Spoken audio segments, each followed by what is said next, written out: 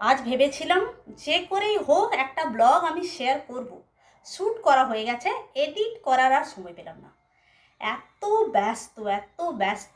আজকে ছোট মাছ নিয়েছি, সেই ছোট মাছ নিয়ে এক লড়াই করেছি সকালবেলা।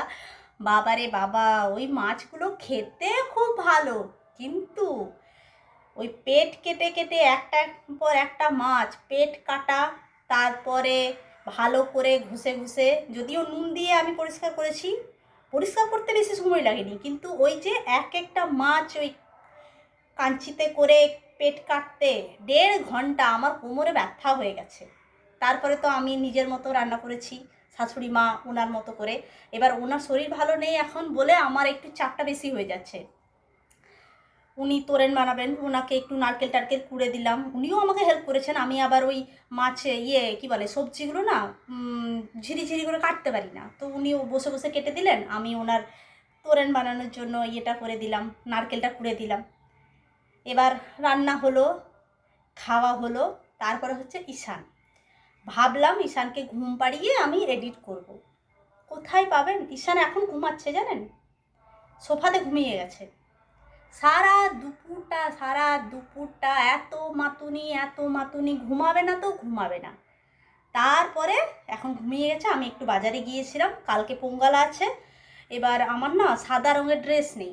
এমনিতে কম্পালসারি নয় যে যারা পোঙ্গলা করবে তাদেরকে নতুন ড্রেস পরতে হয়, এখানকার যে ট্র্যাডিশনাল ড্রেস। আমি পোঙ্গলা করবো না, কিন্তু যা রোদ তাতে লাইট কালারের ড্রেস পরলে ভালো, মানে গরমটা কম লাগবে। এবার লাইট কালার আমার অনেক আছে, কিন্তু ভাবলাম যে একটা নতুন মানে পোঙ্গালাতে যাচ্ছি, তাহলে সাদাই পরি, সবাই যেহেতু পরবে ভালো লাগবে আর কি। সেই জন্য আমার কাছে কোনো সাদা ছিল না, এই যে শপিং করে নিয়ে এলাম একটা সাদা কুর্তি, কালকে পরবো, কালকে দেখতে পাবেন।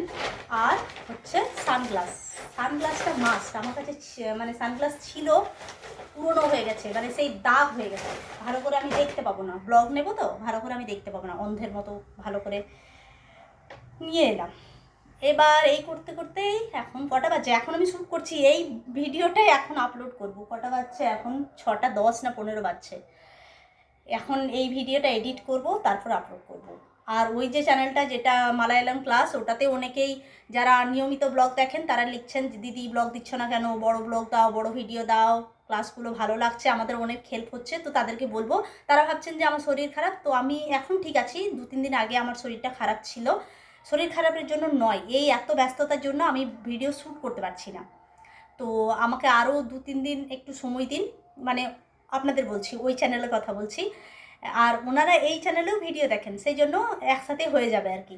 তো আমি ওখান থেকে ফিরে আসি আগে। পোঙ্গালাটা অনেক দিনের আমার ইচ্ছে ছিল, পোঙ্গালা দেখবো, তো ভগবান এবছর আমাকে জুটিয়ে দিয়েছেন, তো আমি এটা মিস করতে চাই না।